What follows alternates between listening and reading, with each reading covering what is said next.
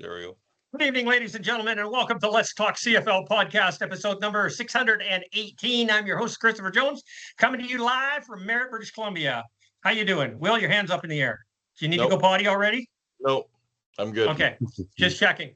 Okay, we have a full slate of panel here. Actually, we have someone new. Rick is off doing a photo shoot of some young girls or something like this, and I'm pretty sure he's going to get arrested for it. We'll see what happens anyhow. So his brother is here, William McDonald. I'm going to introduce you because he's busting a gut laughing. Will, welcome to the show, buddy. How you doing?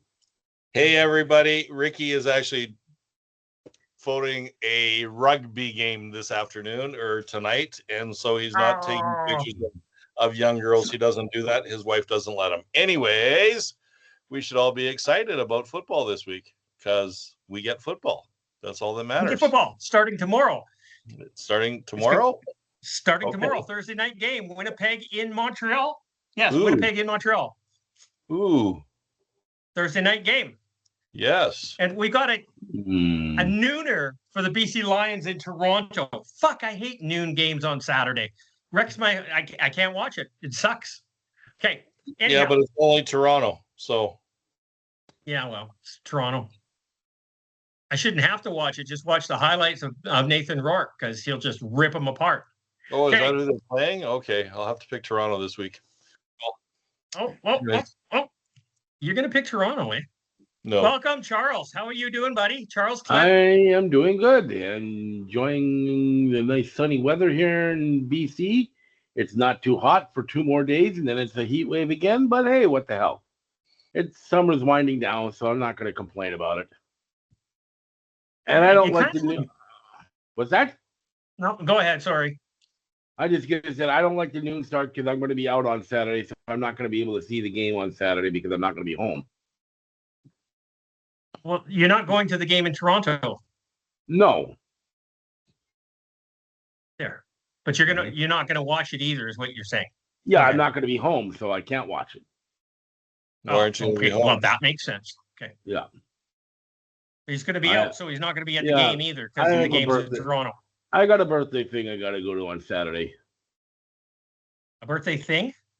Yeah, for a friend of mine. Okay. Is it like a thing from the Addams family? No.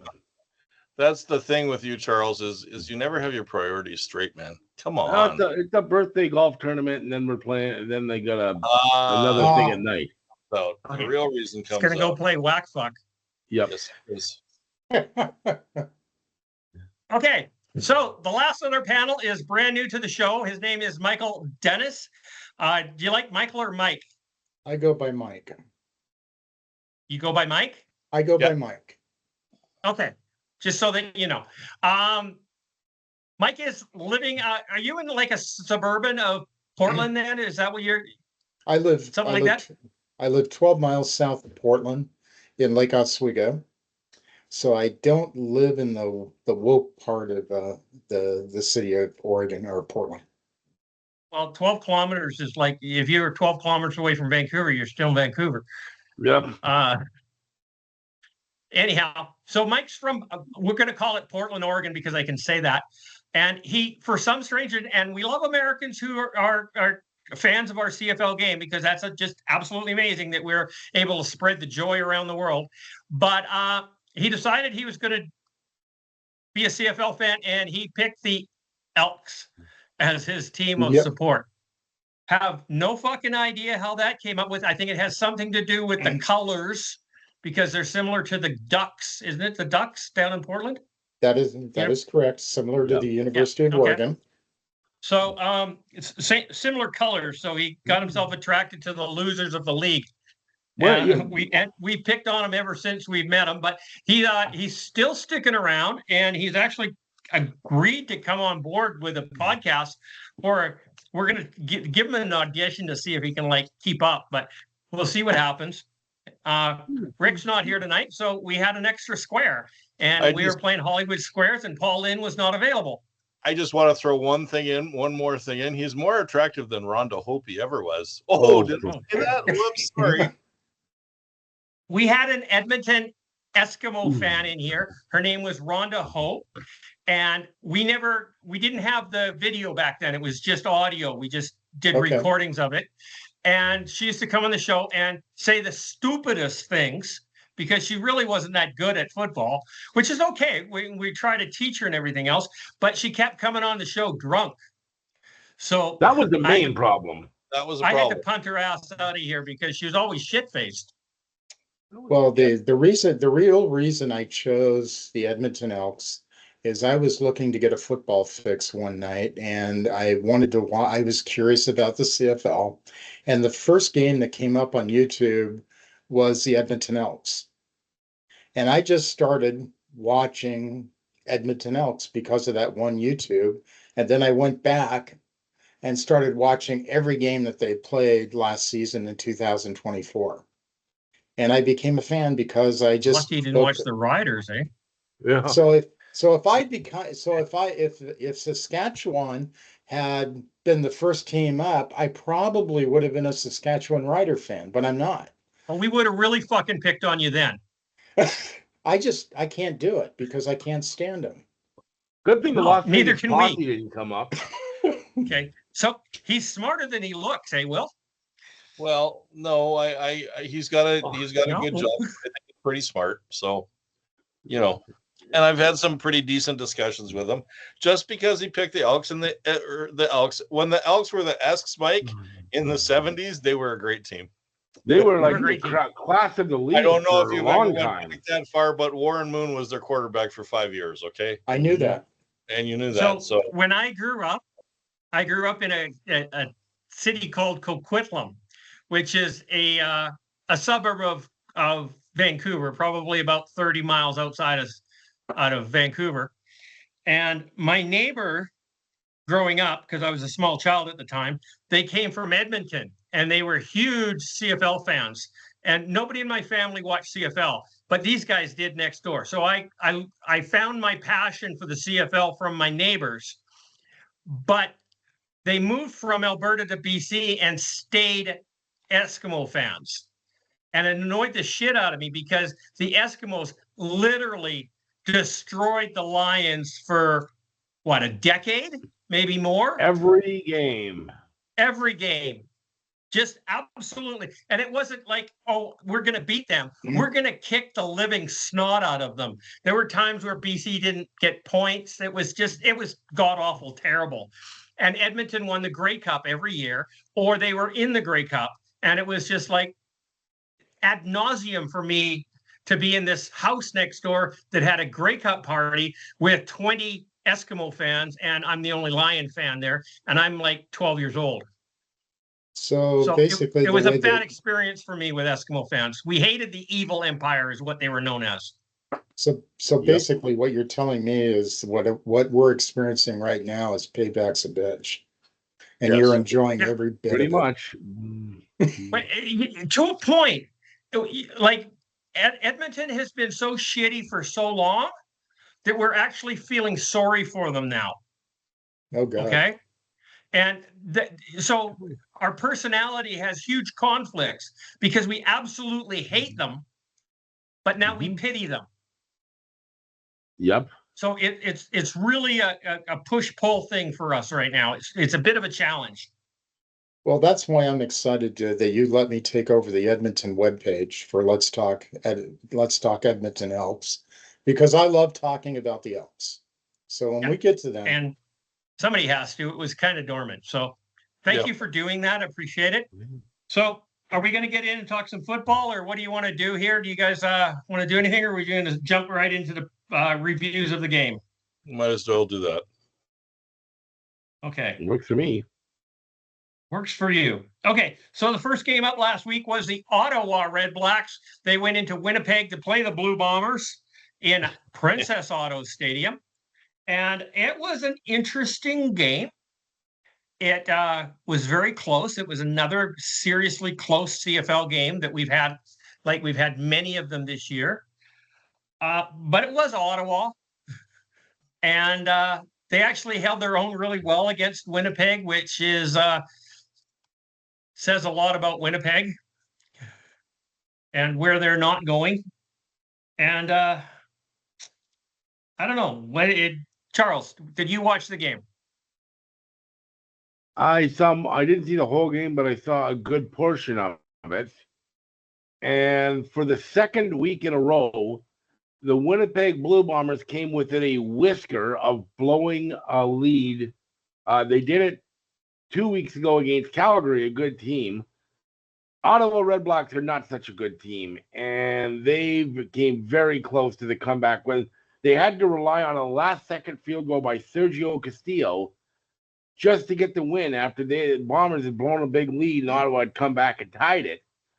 They let Ottawa score 17 points in the fourth quarter, which, I mean, when you're up 20-10 against Ottawa in the third quarter, that should be cruise control.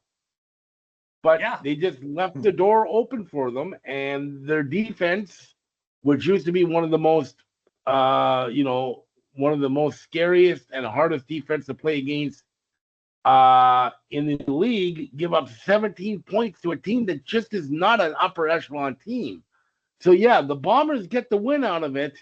I don't know if them and their fans are going to be feeling all that good coming out of that game, because that game should have been home and cooled out, and they needed a final play walk-off field goal to win. So, if I'm the Bombers fan, I'm still nervous after this game. Yeah, you won, but the way you won it was not exactly super encouraging. This is not the Bombers team 2 or 3 years ago. Well, yeah, of course. That was a screw up by the coach.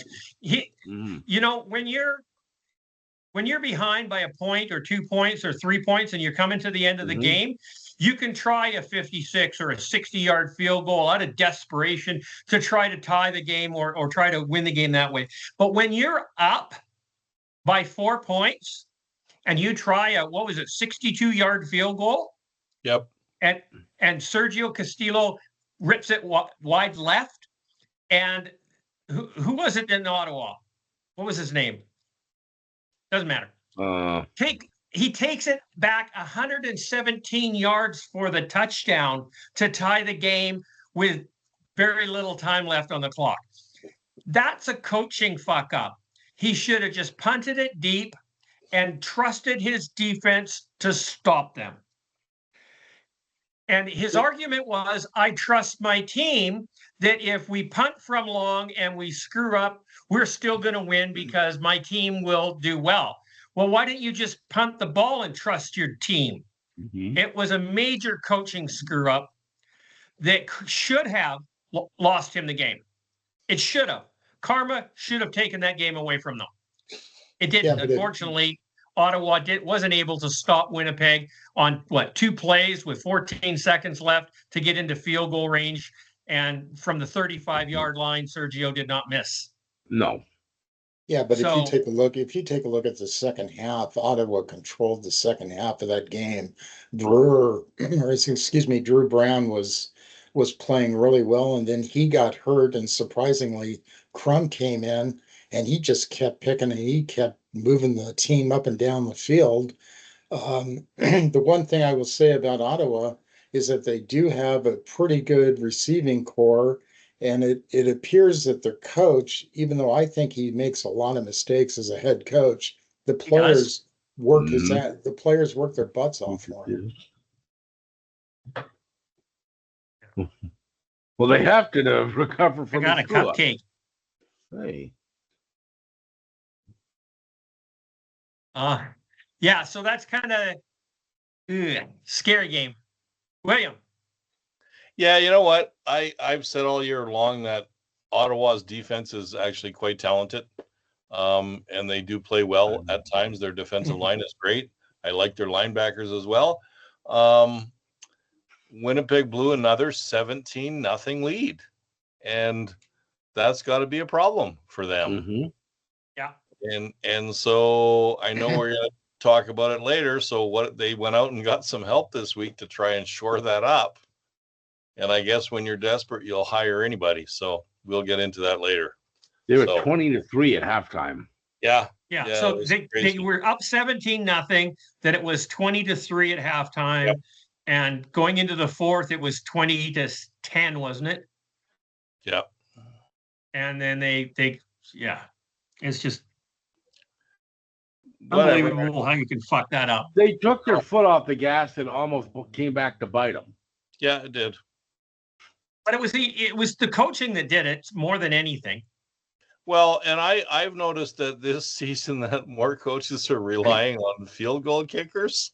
You know that wouldn't cut it with me ever, right? Like field goal kickers are meant to be in the dressing room and never come out. So, but that's just me. Hey, But don't are you you think stressing out there, Mike? No, don't you think that Caleros really, we're seeing for the first time, Caleros is kind of slipping as a quarterback? No. Yep. I disagree. No. I agree with you. I don't. No. And because I don't believe it's the first time we've seen this. No, he's been slipping for the last year or so. Yeah, but last year he slipped, but he pulled it together near the end of the year and they went on a big run. So they did. But he has been showing his age and his speed. His speed is down, his accuracy is down, his mobility is down. And it's not something that happened in this game. It's something that's been progressively getting worse over the last year to 2 years. It's just hard to say whether it was the concussion that he had a couple of weeks ago. Is that still a problem for him? I just didn't think he was that sharp over the weekend. No, he wasn't. So Zach Caleros, you haven't been around the CFL much. Zach Caleros has been through 4 or 5 teams. When he started as a backup to Ricky Ray, another Edmonton Eskimo, amazing quarterback. Again, somebody in my top 5. Ricky Ray was the quarterback. Zach Caleros was backup. Trevor Harris was third string. That's how they went that time. And Zach left the Argos because Ricky wasn't retiring and went to Hamilton and played for Hamilton and a coach by the name of Kent Austin, who, as an ex-quarterback in the CFL, should have fucking known better and built an O-line to protect his young prodigy, but he did not. And Zach Caleros suffered 4 or 5 very serious concussions, and he was out for a year or more. And then he came back as the quarterback to the Saskatchewan Roughriders. And in the first game, actually, the first 3 plays, he got another serious concussion that took him out for the season. At the end of the season, that was 2019. In 2019, he came back for 3 games left in the season with the Winnipeg Blue Bombers after he actually was traded to Toronto, and then Toronto traded him to Winnipeg. And then the rest is history. He's just absolutely lit up the league for the last 5 years. So he's an amazingly talented quarterback, but he has had epic problems, health problems, because of compounding concussions. So if he got a concussion 4 games back, I will guarantee you it's still affecting him. 2 games back. 2 games back. 2 games. 2 games back? Yeah, it's still affecting him. It has to. You get your bell rung that many times, that often, and you don't recover as quick. It's exponential too, they say. So. Well, I applaud his guts for staying and playing in the league after all those injuries. I don't think I would have. Well, okay. CFL There's is not a big league. He would retire. CFL is not a big league. It's not a big money league like the NFL is. Okay, so where can a 36-year-old football player, ex-football player, make $500,000 a year? In the Nowhere. In the CFL. Only in the CFL. So if he can get another year on contract, and honestly, that's what we thought Bo Levi Mitchell was doing in Hamilton, is get another year paycheck out of them. And he got injured and he was out on the 6th game for most of the season. And 2 years in a row, wasn't it? And he came back with a greatly reduced salary last year and lit up the league. So really impressed with what Bo Levi Mitchell's done in the last 2 years with Hamilton, where all of us had said he should have retired. Yeah. But Good point. anyways, So he's just picking up another paycheck, and he'll stay as long as they're going to write checks, because he should, because that's the only way he's going to fill his bank account the way that he is right now. but I think it's been obvious in the last, I don't know, 2 or 3 or 4 weeks that, wouldn't you agree, Mike, that Cody Fajardo is the best quarterback in the CFL right now? Shut up, William. I totally agree. See, Mike agrees with me. So In fact, I would put him in the running for MOP. I agree 100%. Bob Irvine does not. Anyways. Okay. Mike, do you want to add anything to this game, Ottawa, Winnipeg? Yeah. Okay. You know what? When you want to say something, speak up, okay? Because I'm going to try to protect you from William tonight. Around here. Yeah. Okay. Actually, I'm going to let you go first on the next game. But Ottawa Edmonton game ended up Winnipeg. Sorry, Ottawa Edmonton. Winnipeg. Ottawa Winnipeg. Ottawa Winnipeg ended up Winnipeg 30, Ottawa 27, total of 57 points. We all picked Winnipeg to win, so everybody got 100 points on that one. And what happened here? Charles, you got 40 points. William got 36. CJ got 36. Rick got 40. And Sparky got 38. So it was a very close, didn't change the standings at all, this game at all. So the next game was the Toronto Argonauts came west to Edmonton to play the Elks in Commonwealth Stadium. And that went about the same as what I expected it to. You know, we weren't expecting a lot out of this game because they're both cellar dwellers. The bottom of the West played the bottom of the East. And, you know, it's a battle of to see who was the tallest midget. But I don't even think that that's the way that you can put it, because they're not even the tallest midget here. They're just worse. But it was an interesting game. And Edmonton was dominant over Toronto because Toronto just is a terrible football team. And it's unfortunate. You know, Nick Arbuckle didn't play a bad game. It wasn't a bad game for him. The rest of the team just didn't show up. But I'm going to let Mike talk about this because this is his favorite team, the Edmonton Elks. You tell us what you thought of this game, my friend. I'm going to eat my cupcake. I thought that the best part about this game was really what Rankin did in catching the ball and also rushing the ball. He had well over 100 yards combined yardage. And that is something that we have not had this season. He's the last 2 weeks, Rankin has come back and has really started to play well. And that has been good for us. Clearly, I think for Jardo, he brings a sense of energy to our offense. I think that the players believe in him, that they have a chance to at least win a football game if he is their quarterback. When I was at the very beginning of the year, I was extremely high on Trey Ford. I really thought Trey Ford was going to be the guy that was going to be able to lead our team because I see the potential in him. But after 2 to 3 weeks of watching him not being able to move the ball club, his ineffectiveness, I'm screaming, get Fajardo in the game. Let's get somebody else in there. I was hoping Christopher would go in there and quarterback that team. We were so bad.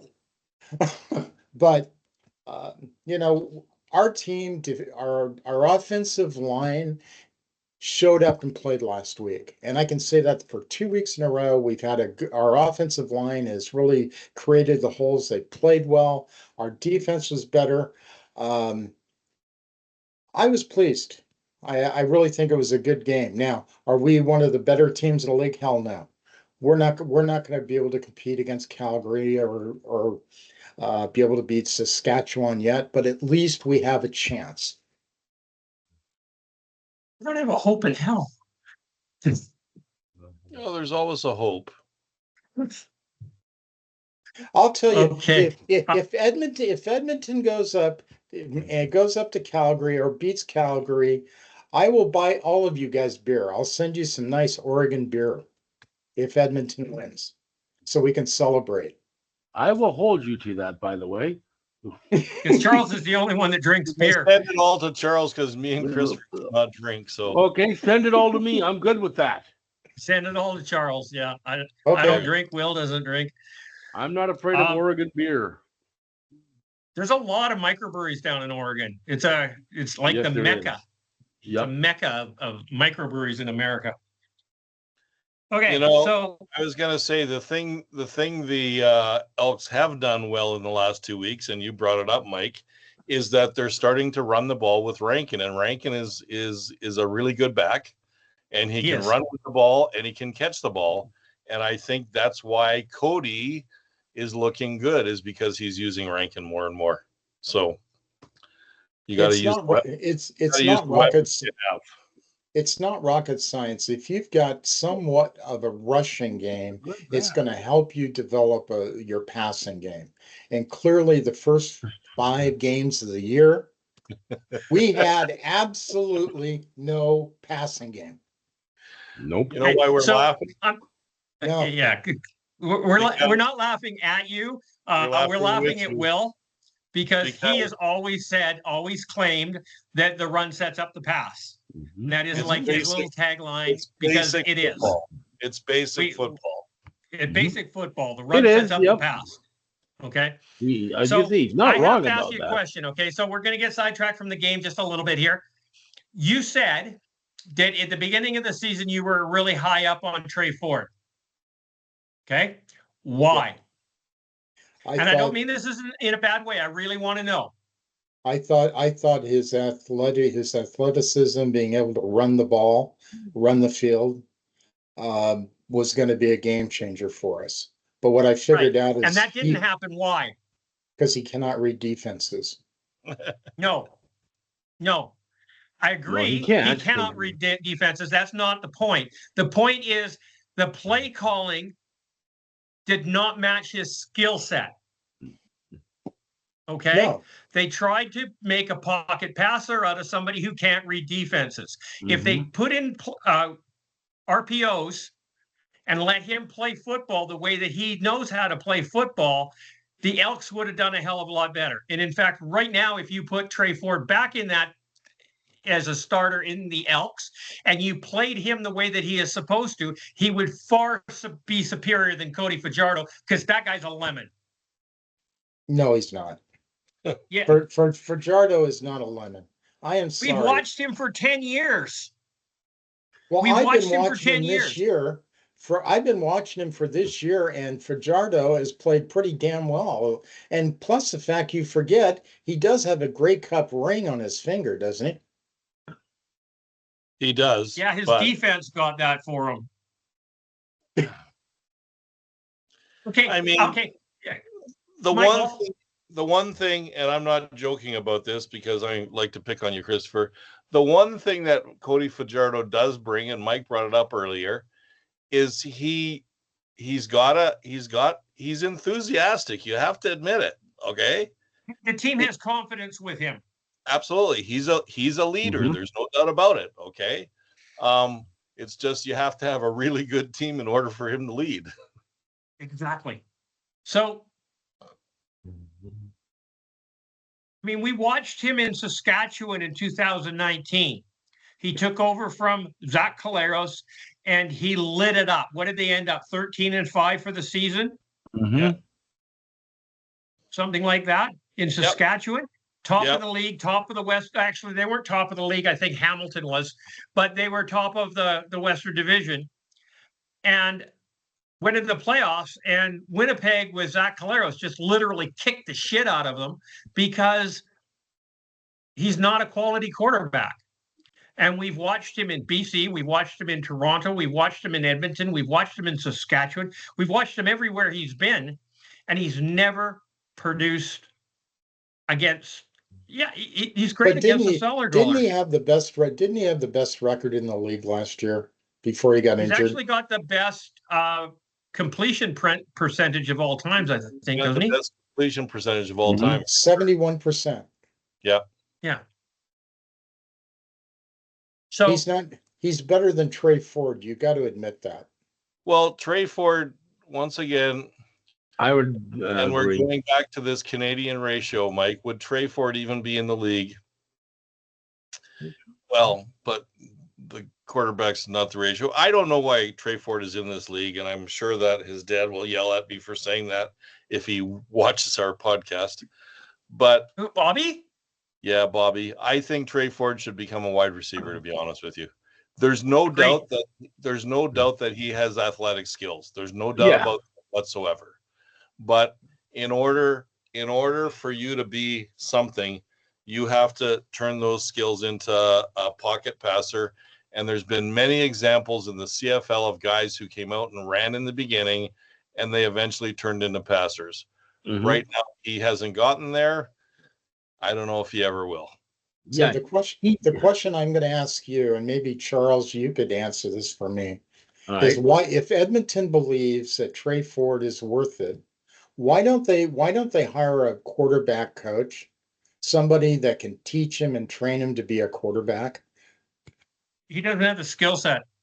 Yeah, I mean, they got Jordan McSimic there as their offensive coordinator, who was actually the longtime offensive coordinator of Mike Riley. Mike Riley apparently loved playing for him. He's supposed to be a good guy dealing with quarterbacks, but even he can get so much. He has trouble reading the defenses. I always have said that Trey Ford, his most effective, honestly, is when he's scrambling around with his legs trying to make something happen. Mm-hmm. If you want him to do a drop back or anything like that, that's not him. It's a waste of time. He can't read defenses properly. He's got to make something on his own. That's how he's had his most success as a quarterback, when he's basically improvising. And while that's good and admirable, that's not a long-term solution for success. No. You can't do that all game. That's where the problem comes in. Yeah, he can make some great plays with his legs, but you can't do that every play. It doesn't work. And you know what, Mike? I don't think they necessarily believe in him because he's not making as much money as most starters make in the CFL, and he was named the starter at the beginning of the season. That's a good point, too. He's well below many of the starters. Well, $269,000 is his base salary.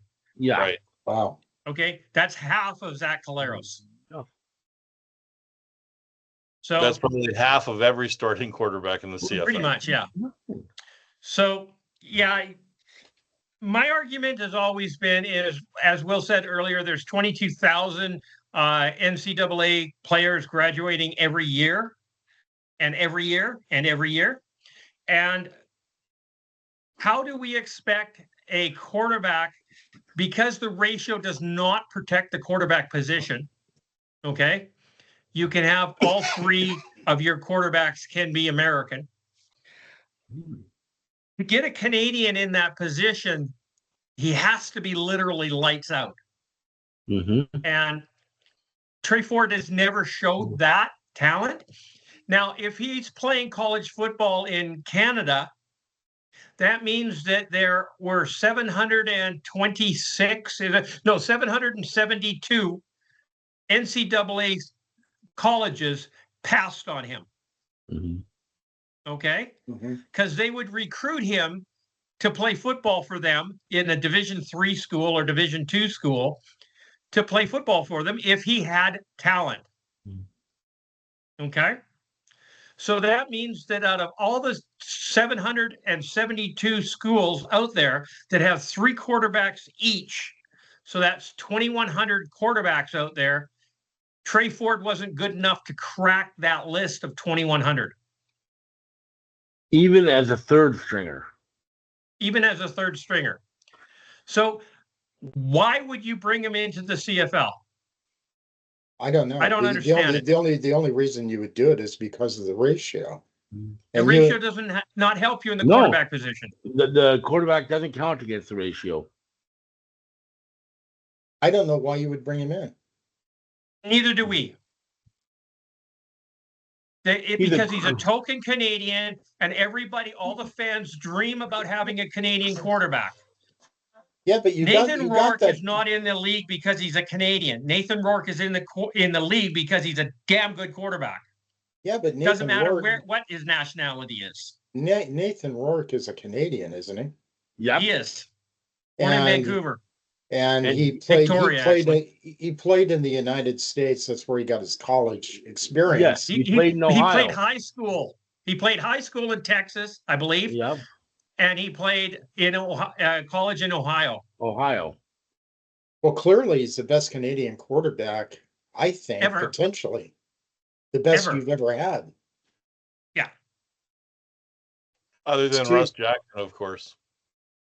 The only thing we've got to do in Edmonton is when he becomes a free agent, we got to sign him. Won't happen. He lives in Vancouver. Why would he leave? He's from BC. Edmonton's beautiful. So, No, it's Mike, I'll not. tell you a story. Have you ever been to that Uh, city? It's not beautiful. Mike, I'll tell you a That's- story I was about there a month ago. Mike, I'll tell you a story about Edmonton, okay, and why I don't go there. Because I lived in Winnipeg for 25 years, and Edmonton and Winnipeg are twin cities, okay? They're exactly the same.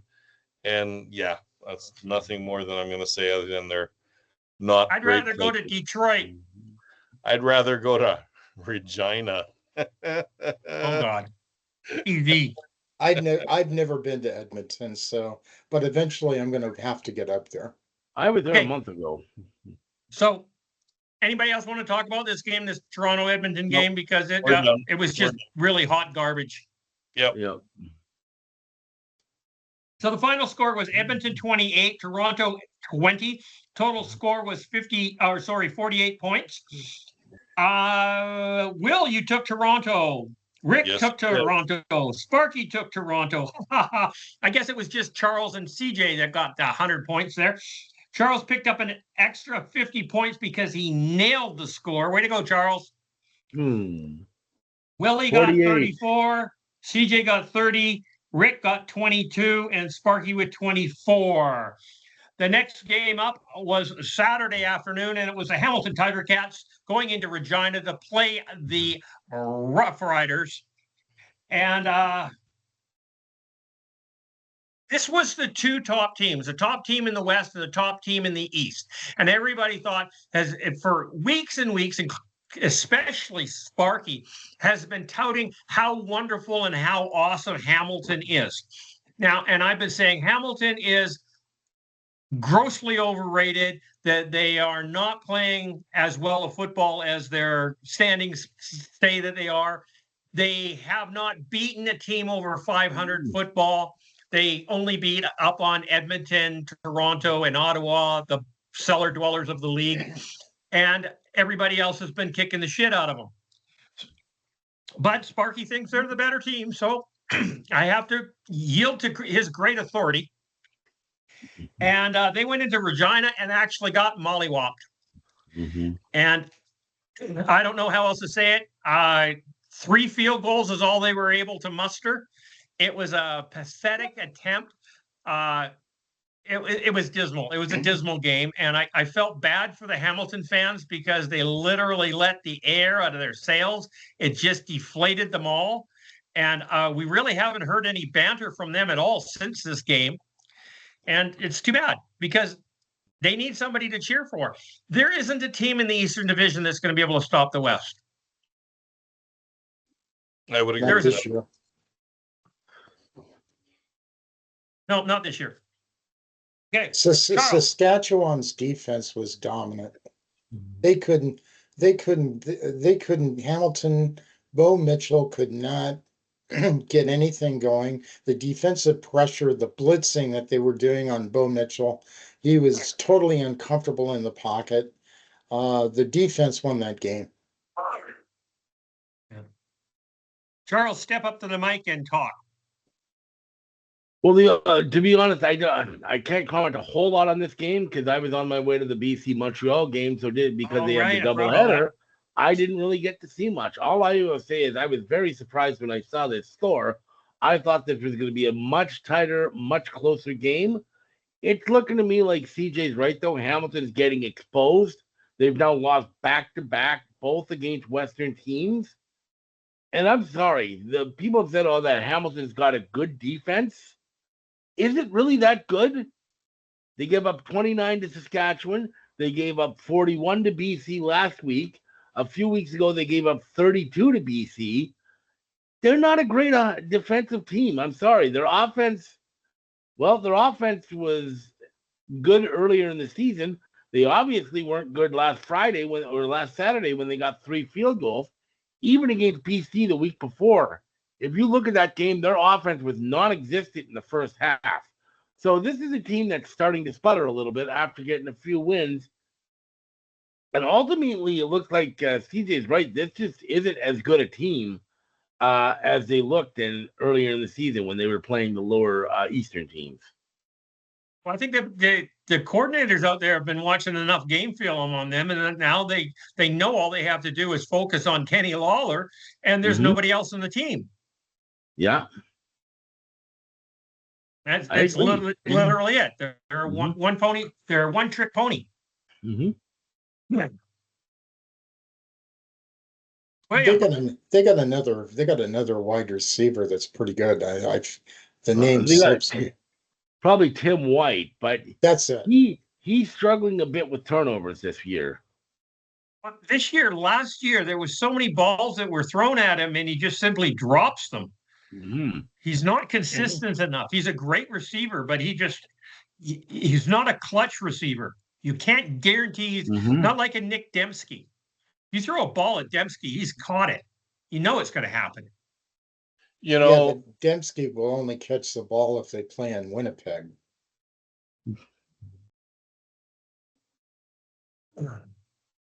Willie. You know, if you think about it, the big difference between the good teams right now, and I'm going to say the good teams right now are Calgary, BC, Saskatchewan, and I'm going to throw Edmonton there in a little bit if you take the last 2 or 3 games. Just hear me out. Just wait. And I'd tell you if I was doing this just to pick on you, they all have decent running backs. Yeah. If you think about it, okay? And you look at Hamilton, their running back, this Bell guy, I don't like him. Ottawa, they got a Boye or whatever the crap his name is. So, and I think it's making they got William Stanback, but they're not using him well. Yeah, but they barely use him. Stanback, I think, is 1 season beyond his best before date. So, just my opinion. Okay, I think if you ran him 20 times a game, he'd be worn out after 2 games. So I think that's one of the big keys with these guys. But hey, let's put it this way: Saskatchewan absolutely dominated Hamilton. And you heard this first from me, and that's why I don't think Saskatchewan's a very good football team. I don't think they're a very good football team. We're going to find out this week playing Calgary. I'll tell you that. We are so. Yeah, that's the interesting one. And the game that Calgary beat Saskatchewan, it was pretty similar to the Saskatchewan-Hamilton game. It wasn't even close. Mm-hmm. Yeah. So. Okay. So and the other thing about Saskatchewan, if Trevor Harris gets hurt, forget about it. They're done. Yeah, they're done. It's over. So. Well, they're coming into they're playing Calgary this week, and then they're going into the Labor Day game with Winnipeg. They're doing the Banjo Bowl with Winnipeg, and all of a sudden they've lost 3 games. Yeah. And they're looking mediocre. That could happen. I don't know if Winnipeg's as strong as of a choice as they've been in the past, but I mean, they always play good against Saskatchewan. Well, whenever it's the Banjo Bowl and the return game, they always play well. Yep, yes. They do. So, once again, Mike, one of the things and I'll tell you this right now, Labor Day game in Calgary, Edmonton, doesn't matter what their records are. Yeah, that game is just nasty. Okay. Yeah. And the return game in Edmonton, a week later is just nasty.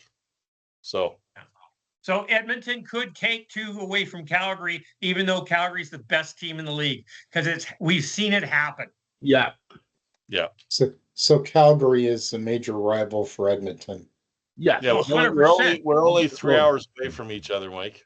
Oh. They're in the same province, and they're just down the highway. Yeah. Okay. That's a rivalry just like Toronto and Hamilton. Hamilton's only like 45 minutes away from Toronto. Yeah. Wow, I didn't know that. Yeah, so those are really strong rivalries. And then you'll find the other rivalry is Saskatchewan and Winnipeg, because they're side by side in provinces, and they're the closest team to each other. Who's Vancouver? So who's Vancouver's natural rivalry? They don't really Winnipeg. have one. Winnipeg is probably the closest. And that basically stems back to the 1980s when they played each other in the playoffs 4 years in a row. Because Winnipeg, Montreal fell out of the CFL. Their team collapsed, went bankrupt, and then Ottawa's team went bankrupt, not at the same time. And when they do that, the league goes from 9 teams down to 8. And so with 5 Western teams and 3 Eastern teams, we take the closest team to the East and put them back there, which was Winnipeg. So Winnipeg went back to the Eastern Division, and they were dominant. They literally dominated the Eastern Division because the Eastern teams suck and have sucked for decades. So Winnipeg was always in the Grey Cup. So that's why they got the 5 in a row. Winnipeg's never had 5 in a row. Oh yeah, sorry.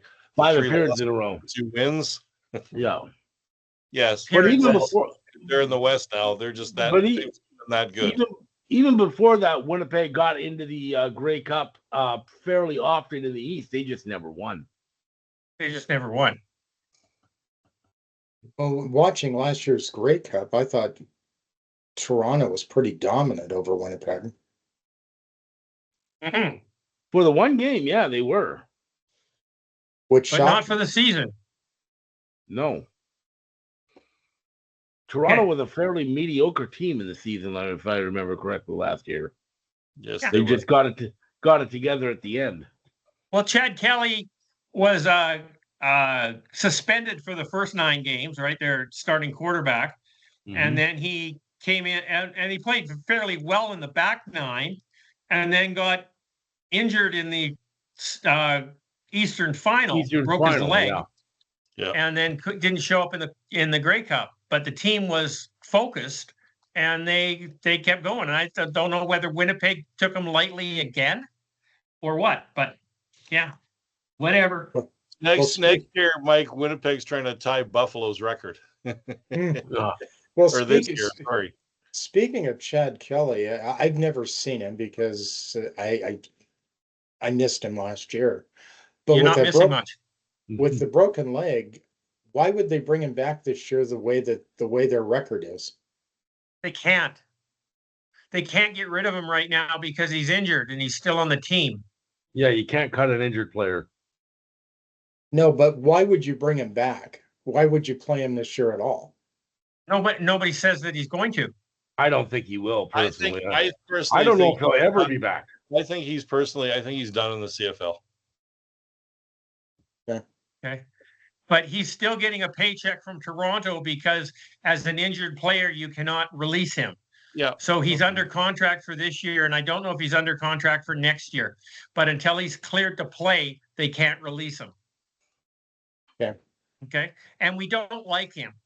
He was the front of a sexual harassment case, abusing one of the female coaches in Toronto. Oh. And the league buried it, and Toronto buried it. And when it finally came out, he got a 9-game suspension out of it as opposed to being terminated. He should have been kicked out of the league forever. So some of us are adamantly against him ever playing another down of football in the CFL. And nobody is compassionate towards him because he's hurt. Okay, I agree. And he's also an arrogant ass. Well, no. What was I had something to say.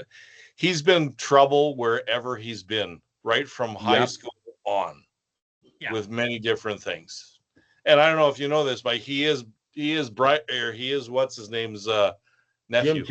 Jim Kelly. I didn't know if you knew that. I knew that. Yeah. Okay. So anyhow, let's wrap up this game with Saskatchewan Hamilton.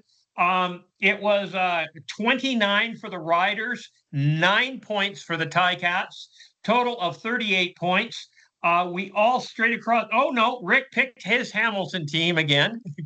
I don't know why. The rest of us all took Saskatchewan. We all got 100 points. Rick did not. Charles picked up an extra 0 points. Will got 12. CJ got 10. Ricky picked up 2, and Sparky got 6. Okay, so the last game of the week was the Montreal Alouettes, who have lost their number 1 starting quarterback, Davis Alexander, and had lost their number 2 quarterback, McLeod Bethel Thompson, and had their number 3 guy starting, Caleb Evans. The Montreal Alouettes were coming far west to BC to play the Lions in the Dome. And the problem with that is Winnipeg hasn't won in BC in what, a decade? Montreal. Sorry, Montreal. Montreal has not won in BC in a decade. Correct. There's a lot of reasons. They make up all sorts of excuses. They say it's a time change, but they're in the same time zone as Hamilton and Toronto, and Ottawa, so there's no real excuse. But Montreal comes to Vancouver, they cannot win a game. It's just the way it is. I don't know why. Get this. Going back to year 2000, Montreal has won in BC. Since the year 2000, Montreal has won in BC twice. In 25 years. In a quarter century. Wow. Okay. So BC's got their number in BC Place.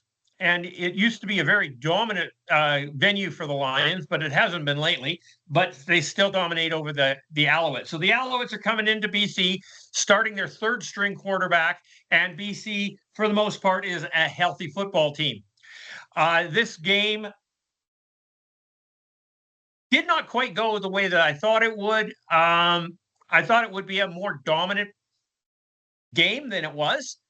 I know Hamilton Montreal got a garbage time touchdown at the end, but still it was BC doubled them up, so it was still a trashing.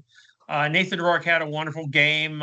Keon Hatcher made some amazing catches, and I was really happy with the performance of the defense, which I haven't really been able to say much about that this season yet. So I like the way the Lions played, but, they're playing a wounded team. I mean, Montreal's got a shit ton of players out, including and halfway through the game, they lost their starting quarterback, 3rd stringer, Caleb Evans, and a person who had never played a game of football before. I don't even know what his first name is. Morgan. Let's just call him. Morgan. James Morgan. James Morgan. Yeah, everybody calls him Captain Morgan.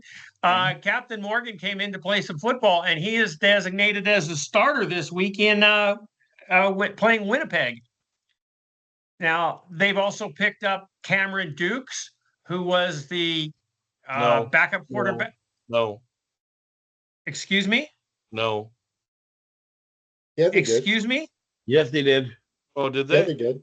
Yeah, they picked up Cameron Dukes, who was the backup in Toronto. Oh, last week. And then after that, they picked up Shea Patterson, who was the backup to Trevor Harris last year in Saskatchewan, or one of, because Jake Dogala was also there. So why would they do that? Any idea? Because there's no other fucking quarterbacks on They're on to quarterback 4. They need some depth. They don't have any quarterbacks left. Yeah, okay. They're on their 4th, 5th, and 6th string quarterback right now. Yeah, okay. And you know what? I did like that Morgan guy. I thought he showed some passion. I thought he played a really good game of football, considering he was flapping his lips at bets most of the game. Okay. Yeah. So it was kind of interesting. For the situation he got put in, I thought he did fairly well. I do too. I thought the Alouettes played a better game of football with Morgan than they did with Evans. You guys are trying to put lipstick on a pig. That game was dominant by BC. Caleb Evans was terrible. Their starting quarterback. They didn't start playing until Captain Morgan came in, and by then the game was over. There was not a phase in the game that BC didn't dominate. And I agree. I love your wide receiver McInnes. I think that kid's a gamer. He is. McInnes? Yeah. So you got to look at Keon Hatcher. You got to look at Jovan Katoy. You got to look at Barry Hart. You got to Eber, what's his name? Eberhard. Charles. Eberhard. Aiden Eberhard. And Barry Hill. That was it. Barry Hill. Yeah. And the other They thing, literally have 5 amazing receivers on that team. they've also got one other thing is they've made Hamilton look like idiots for getting rid of that running back. The running back that you got, James Butler. Butler is awesome. Yeah, he is. So James Butler was BC's he was BC's running back. So in free agency, he went to Hamilton for more money. Okay. Then he played 1 year at Hamilton, and he played the second year in Hamilton, and they didn't use him at all. No. And in fact, at the end of the season, they replaced him. So he was looking for a home. BC wanted a running back, and they brought James Butler back. Okay. So he's actually coming home to the BC Lions. Right. Well, they Hamilton should never have released him, but he's far better than Bell. Yeah. I was going to say that's a area where Hamilton is struggling this year. They don't have a very good running game. Is it the running game? Is it the play calling? Is it the O-line? Is it a lot of things? You know, all of the above. I think Bell is a very good running back. I don't think Hamilton has a great offense. So I have to ask you this question. Why, if we all know Nathan Rourke is great. Mm-hmm. No, he's not. Will doesn't. He won't agree with that. With all the talent that BC has, why are they only 5-5? Because Mazzoli should not be that bad. Oh, he is. He's not good. He's not good at all.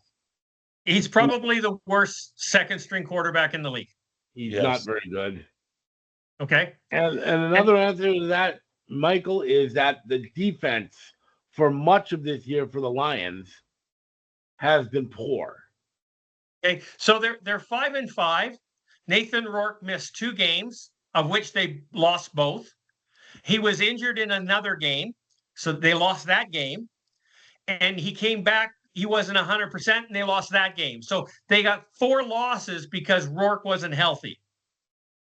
Why are they 5-5? Why aren't they 8-1? Injuries. Yeah. And I'm not saying they're the only team with injuries, because look at Montreal. They're on their fucking 6th string quarterback. It's not an excuse. It's a reason. It just seems to me that Mazzoli or whoever maybe even the 3rd string quarterback with the talent that you guys have, with the talents that you guys have, you should have a couple more victories than you do. And don't forget, we're only on week what? 12, 11, 12? What is it? 11. 11, 12? 11 this week. We're through 11 going into 12. So they got some time. They got some time. Yeah. You see, I've said this before, the West right now, it's anybody's race with the exception, of Edmonton. Okay? It is anybody's race. So to answer your question a little further, Mike, BC's schedule, they played Edmonton in week 1. Okay? Then they played Winnipeg, Saskatchewan, Montreal with Davis Alexander. Okay? They started out with the 4 best teams in the league while Calgary got their shit together. Okay? Calgary wasn't considered a great team at the beginning of the season. So they started out with the 4 hardest teams to play with. Their schedule sucked at the beginning of the season. Their schedule plays Toronto, Ottawa, Edmonton, 2 games with Calgary and 1 with Saskatchewan for the rest of the season. So we are very light. You know, we're playing the Dwellers at the end of the season as opposed to Saskatchewan and Hamilton playing them at the beginning of the season. We had tough teams at the beginning. We got lighter teams at the end. That's why BC's record is the way that they are. I'm not saying they're better than their record, because I don't think they are. I don't think they're a good enough team to win this year. Do I hope they do? Yes. Is there a possibility they will? Yes. I am cautiously optimistic with the BC Lions, but I don't think they're as good as Calgary. I think they are better than Saskatchewan. and there's nobody in the East that's going to beat them. So Calgary is our big problem, and we've got 2 games with them coming up. And Winnipeg, for some reason, has BC's number. And the scariest thing about those 2 games, the scariest thing about those 2 games against Calgary is they may not mean anything. They may not mean anything. They will for BC. Yeah. They will for BC. It'll be whether or not they cross over or whether or not they get a home playoff game. Yep. Yeah. And you don't know if they're a situation where they don't mean anything. Calgary could be resting players. And even if they're not resting players, it's a meaningless game, or they're going to be going full bore. Right. Yeah. But they're sooner than the end. Okay. Aren't they? Yeah, I don't think they're right at the end. I can't remember. No, I think they're close to the end, guys. Well, maybe they are. I'm going to look real quick. I could be wrong. But I'm going to tell you something here now. Based on the last few weeks, Nathan Rourke is starting to look more and more like the guy we saw in 2022. He was great last week against Montreal. He was great the week before against Hamilton. Even the game before against Hamilton when they lost, I thought he was really good in that game. Just the defense choked that game away. So, like you said, once again, like we were saying, I mean, Hamilton doesn't have a strong defense. Okay? No, they don't. Montreal didn't have their starting quarterback. So he doesn't play against the quarterback. Huh? Nothing. Well, Nathan Rourke has had almost, except for the other game last week, he's almost had 5 games of over 400 yards in a row. Yeah, he does that. Mm-hmm. He's actually only had 1 game over 400 this season. Yeah. He was close last week. He had 382, but he wasn't quite there. He's only had 1 game of 408. Yeah, but he's always in the high 3s. There's no doubt about that. Yeah, I mean, he's played in 8 games total this year. He missed 2 to injury. In 6 of the 8 games, he was 300 yards or better. Yeah. And one of the ones where he didn't make 300 yards, he was at 289. I'm not gonna go out on a limb here, but I think if you've got BC, you get into a playoff situation for 1 game with Nathan Rourke as your quarterback. I think that they could cause problems for any of the top teams in the West. I agree. I am absolutely cautiously optimistic. I agree with you 100%. I like your Star Wars background, by the way. Thank you. You've been playing. Yeah. By the way, Will and Charles, this is not their office. Okay, so it's the same thing. This is my office. I'll try to come up with an Edmonton Elks background in the future. You actually have to pay for Microsoft Teams. Do you? No, I've got it without paying for it. It's just not on my computer, on this computer. No, you've got it on your work computer that was paid for by work before you retired. No, it wasn't. That stuff was all wiped off before I started using it. Sorry. Okay. Anyhow. What was I going to say? I don't know. You know, and I mean, it's week 16 and 18 for Calgary and BC, Will. So it is the latter part of the season. The next 3 games, BC should win those games hands down. Because it shouldn't mean anything to Calgary. They play the next 3 games BC plays. They play Toronto, Ottawa, and Ottawa. Yeah. Okay. They should win those games. And then they play Saskatchewan and then Edmonton and then Saskatchewan, Calgary, Edmonton, Calgary. Yeah. So BC should win 5 games for the rest of the season. They should be at least 10-8 for the season. Minimum. As long as everybody stays healthy. As long as everybody stays healthy. And we haven't got into September yet, so we haven't watched the Riders sink because they always sink in September. Yep. And I want to see the Lions play the Riders with a healthy Nathan Rourke because we haven't seen that yet. I want to see them play Winnipeg with a healthy Nathan Rourke. That too. Because in every game that BC has played Winnipeg with Rourke and going back into 2022, it was never right. Yeah, but didn't he play in the first game against Winnipeg? Yeah, but he was like, but he was playing hurt, and he didn't even survive that entire game. You could tell by the way he was throwing, he wasn't playing. I was going to mention to you that they started Chris Streveler in that game and they still lost. Okay. Yeah, that wasn't fair. Just saying, guys. Just saying. It's embarrassing. If you don't have pull to the bring that up. quarterback thing, I'm going to pull it too. that was still training camp. Yeah, okay, whatever. Anyways, moving on. So this was the BC Lions 36, Montreal 18, total score 54 points. Everybody picked Rick picked Montreal, so he loses. Charles got 32 tried to warn him. Charles got 32 points. Will got 38. CJ nailed it with 50 points. Ricky got 34 and Sparky in with 36. So that's how that ended up for the week. So in week 11, Willie got 420 points. Man, you're smoking pot again. 420. CJ was the big winner at 526 points. Charles right behind him at 522. Sparky at 404. And Rick at 198. How the fuck? It was better than he got the week before, I'll tell you that, because that was only 152. So there was no movement in the standings. CJ is 10 points back from Will now, and Charles is only 48 points behind CJ. Sparky's back 220, and Rick is back a decade. So we're almost got 1,000 points on Rick. Yeah.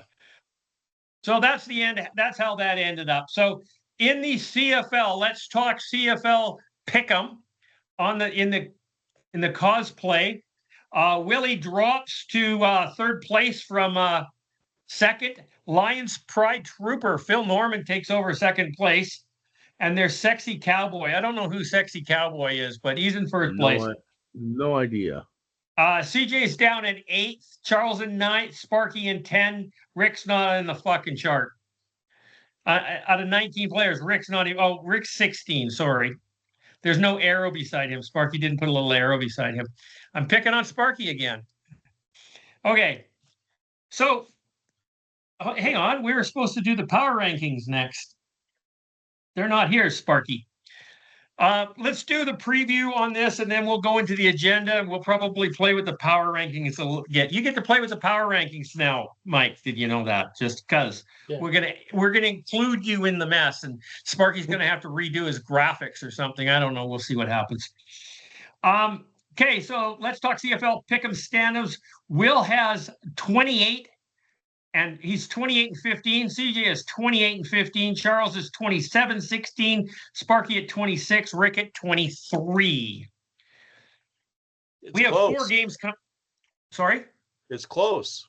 It's close. It's close. Yeah. So CFL pick'em, we have 4 games coming up. The first one is Winnipeg in Montreal. We have CFL pick'em has. Hang on, Sparky, where is it? Jesus. It's there. I know. He usually gives me the CFL pick'em writers, and he didn't send that to me. I'm pretty sure you're paying him too much money. You got to cut his salary. I am paying him way too much money. He's got to take a roll back. Okay, so CFL pick'em, the writers straight across the board have Winnipeg Blue Bombers, except Miss Vicky Hall. She picked the Alouettes. I guess she's trying to play catch up or something. Maybe. You know, they're really close. Pat Steinbeck and Matthew Cause. No, Pat Steinbeck is leading at 29-14.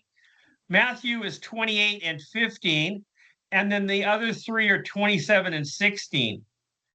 Now, if I go back over here. So, Will, you and I are 28. So we're in second place behind Pat Steinbeck, Steinbeck. He's the only one ahead of us. Yeah. Interesting. Okay, so FanDuel has Winnipeg at 7.5 points with an over-under of 84.5. CFL Pick'em is rating Winnipeg at 90%, Montreal at 10. Sparky's calculator has Winnipeg at 52. And Ricky, Sparky, you're messing with me. Ricky has Winnipeg at 58. Okay. This is not, I mean, Montreal starting their 4th string quarterback and has a 5th and 6th string backing them up. They've been playing terrible since they lost Davis Alexander. They're not playing the dominant defense that they have been in the past. I am a little hesitant to pick Montreal over Winnipeg, although Winnipeg has been playing like shit lately. So obviously that's why Rick and Sparky has picked Winnipeg. Well, Rick did because he's a homer. But I'm going to take the Winnipeg Blue Bombers, and I'm going to go at 54 points.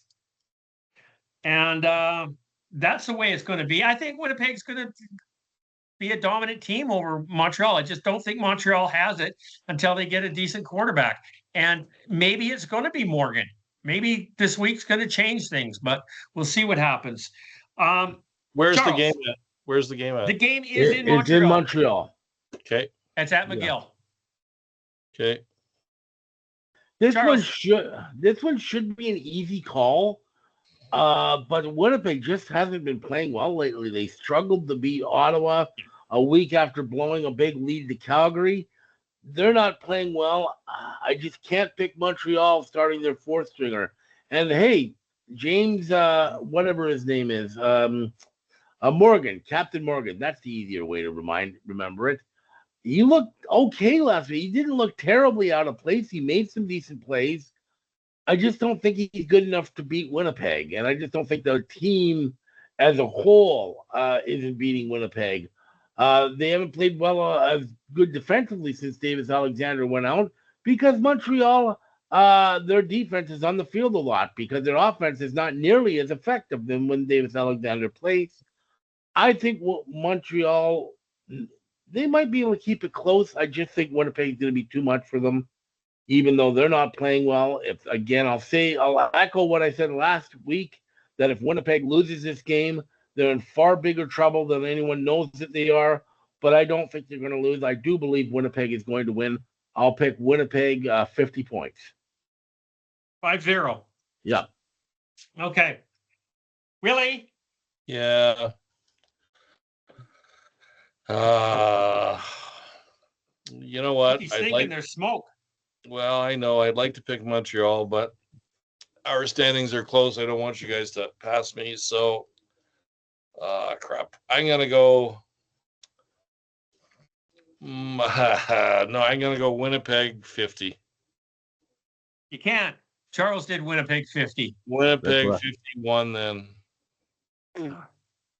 That's probably what Mike wanted, but okay.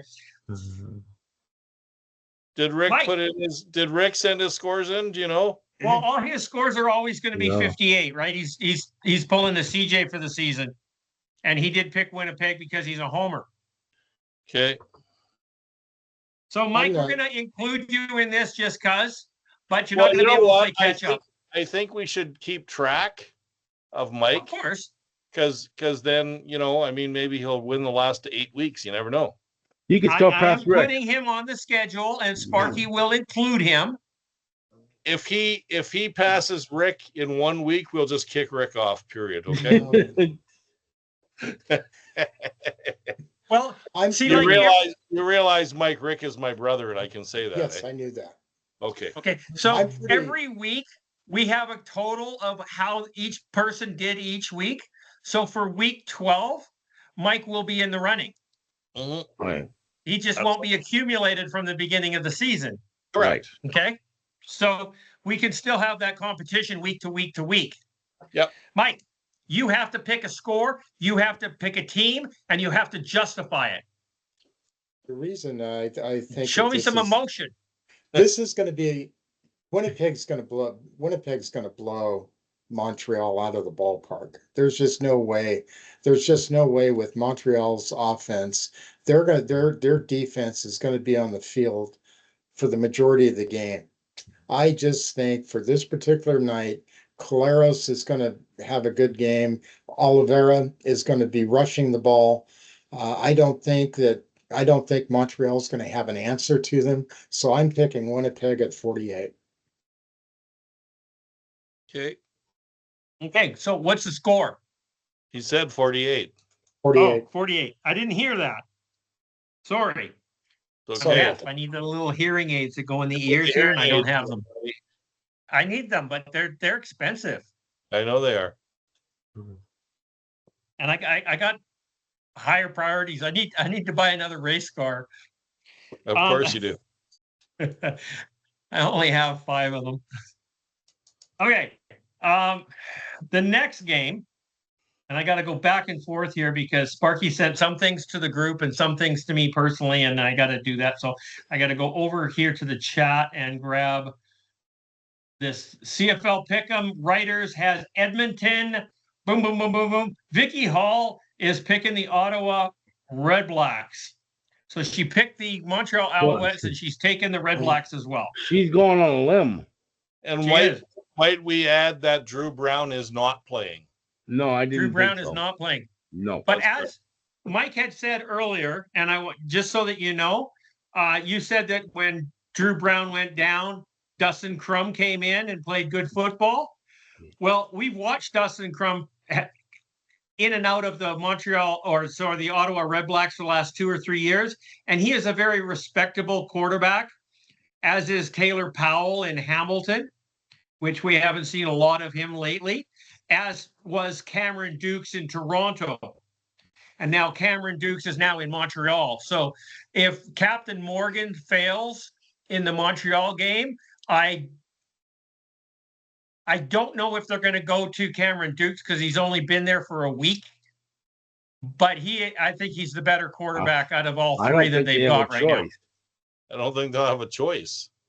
They may not, but it's like putting Nathan Rourke back into the lineup last season with 3 days of practice. It wasn't fair. Yeah, but So, obviously, anyhow, that's kind of it. the way Mazzoli played, Dustin Crum is a good quarterback in Ottawa. Yeah, and we I all agree. know that. So this has the Edmonton Elks and right across the board, and then the Red Blacks for Vicky Hall. Now, FanDuel has Edmonton at 3.5 with an over-under of 53.3. CFL Pick'em has Edmonton at 75, Ottawa 25. Sparky Calculator is taking Edmonton at 53. Now I have to go over to the other list to get Rick's, and Rick has taken Ottawa. Fuck. Mike might pass him. He's taken Ottawa at 58. And this game, everything that I have said about Cody Fajardo and the Edmonton Elks is that they are not a good football team. They're just better than Ottawa. So I am going to take the Edmonton Elks, and I am going to take them at 54 points. They're going to go 3 straight victories. And don't read anything into this that's not there. Do not read any. This does not mean that they are a powerhouse in the CFL. Okay. It just means that they're good at beating up cellar dwellers. So, Mike, I'm going to let you pick the next one. What are you going to do here? I think that this has the opportunity of being a very good football game because you got 2 teams that are equally at the same level. I think Dice is very low level. Dice is going to have his players ready for the game. I think it's going to be a high-scoring game. Realistically, Edmonton's going to win is 55. 55. Okay. So you're going on the overside of things. Willie, what you going to do here? You taking the Evil Empire of Edmonton, or are you going with the nation's capital Mark Carney team? Willie is going Ottawa 50. Oh. Ottawa 50. Oh my God, you're going like with your brother. Okay. Yep. The McDonald brothers are on a roll. I personally think the game is too close to call, to be honest with you. I do too. It's going to be a very close game. Charles, you're last. I think too it's going to be a very close game with two games against between two bottom feeders, to be perfectly honest. And but right now I just think Edmonton is a little bit better than Ottawa, especially if Ottawa is missing Drew Brown. Not that Dustin Crum, I don't mind Dustin Crum. I think he plays really well, but I just think Edmonton's the better team right now. Ottawa is kind of a mess. I'm not a big supporter of Bob Dice. I like Bob Dice. He's a nice guy. I don't think he's a very good head coach. I haven't thought that for a long time. Killiam's an up and comer, but I think Edmonton's going to pull this one out. I think it's going to be close. For me, I think it's going to be somewhat low scoring. So I'm going to take Edmonton 42. 42? Yes. Okay. I do want to point out that the Ottawa Redblacks, the powerhouse in the nation's capital, did take 2 games away from the Calgary Stampeders, okay? Fair. Yeah, but the first game that they played was it was a mud bowl. It was a winter game in the middle of summer, and it was horrible. They were both rain. They were both weather. And the second Ottawa game, they didn't have VA either. So that's correct. So one thing that I've noticed about this, though, is that Calgary can't play in bad weather. So as we get into the fall, what's going to happen come playoff time? I'm thinking you're wrong. I think VA can't play in cold weather. He's important on your team. Yeah, I know he is. Yep. So if he can't play in in bad weather. But I would say one thing. VA has cut down his mistakes this year that he's notorious. Yeah. Okay. 100%. Maybe he's playing better football than I've ever seen him play. Maybe he's going to cut down the weather thing too. You never know. We'll see. We'll see. Okay, so that's that game wrapped up. So let's go back up to here. I got to go back over to here now because I got to go find this thing again. Stop complaining. Just making. Oh, I could have done this without even looking at it. CFL Pick'em writers at the CFL Pick'em, CFL.ca, sorry. Straight across the board have the BC Lions taking out the Toronto Argonauts. Only a fool would go with Toronto. BC is 3.5-point favorite with an over-under of 55.5. That's a high-scoring game. BC is a 89% favorite. Toronto is 11. Sparky Calculator has BC 57. And I got to go find Rick. While we're here, I'm going to take the Lions because I'm a homer. But I also think the BC Lions are going to absolutely dominate Toronto. There is no facet of the football that Toronto is better at than BC. So I don't even think it's going to be relatively close. I'm still going with BC at 54 points. They might all be BC 54 points and Toronto has 0. That would be funny as hell. Rick is taking the Lions at 58. Willie, what do you want here? Toronto, BC. I'm going to take BC at 50.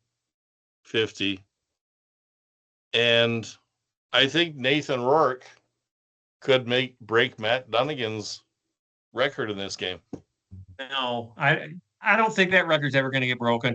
You never know, because Toronto's that record should never have been set. Toronto's defensive backfield is horrendous.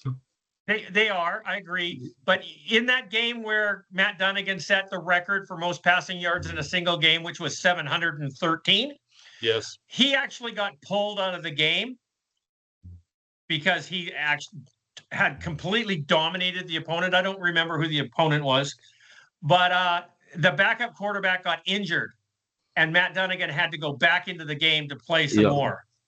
And that's the only reason why he ended up with 5 touchdowns and 713 yards. But if you listen to Matt Dunnigan, I'll take that one step further. If you listen to Matt Dunnigan, and if a certain bunch of receivers had caught 3 more passes, he would have been at 860. And he's right. Woulda, shoulda. Woulda, Yep. shoulda, coulda, didn't happen. Okay. Nope. Mike, It's BC Toronto, what do you want to do? BC's going to put on a clinic. There's absolutely no way that Toronto can stay in the same field with those guys. So it's going to be BC and 56. 56. Okay. And Charles. Nathan Rourke is that. Yeah, obviously. Nathan Rourke is the last BC quarterback to beat Toronto. He did it in week 3 in 2022. The Lions haven't beaten the Argos since. That I'm fully believing is going to change this Saturday. This Toronto team is a mess. Their defensive secondary is less. They're like Swiss cheese. It's got hole after hole after hole. What was once a very strong defense is now Winton McManus and 11 other guys.